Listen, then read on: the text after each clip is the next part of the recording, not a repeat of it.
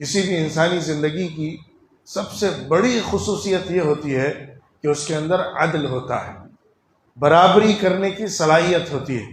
اور برابری کا مطلب یہ نہیں ہوا کرتا ہے کہ دو کو ایک ہی جیسا ایک ہی جگہ پر رکھ کر دیکھا جائے، مطلب یہ ہوتا ہے ہر ایک کو دوسرے سے کنیکٹ کر کے اور ایک بیلنس بنا کر رکھا جائے۔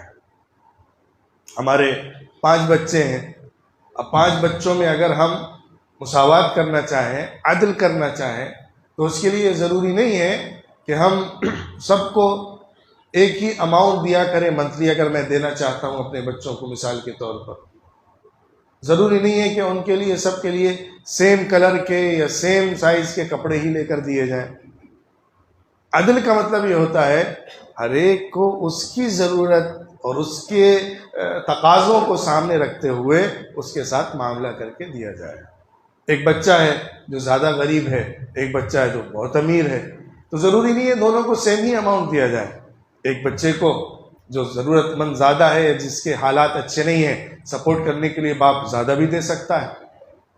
عدل کا حکم ہے، لیکن ہر چیز میں بالکل ایک ہی جیسا کرنے کا حکم نہیں ہوتا ہے، وہ عدل کے خلاف کبھی ہو جاتا ہے۔ مثال کے طور پر اگر بچوں کے سائز الگ الگ، ایک بچہ بڑا ہے ایک چھوٹا ہے، ایک کے کپڑے جو ہم لیتے ہیں جو اس کو فٹ آ رہے ہیں، صحیح آ رہے ہیں، وہ 1000 کے آ رہے ہیں، دوسرے بچے کو جو صحیح ڈریس آ رہا ہے وہ 1500 کا آ رہا ہے، 1500 کا آ رہا ہے، تو ایسا نہیں کہا جائے گا کہ اس نے عدل نہیں کیا، ایک بچے کو 1500 کا کپڑا دلایا، ایک بچے کو 1000 کا دلایا۔ عدل یہ ہوتا ہے ہر ایک کو اس کی ضرورت اور اس کی حیثیت یا اس کے تقاضے کے اعتبار سے لے کر دینا، اور اس کے ساتھ اس چیز میں برابری کرنا کہ ایک کو دے کر دوسرے کو محروم نہ کیا جائے۔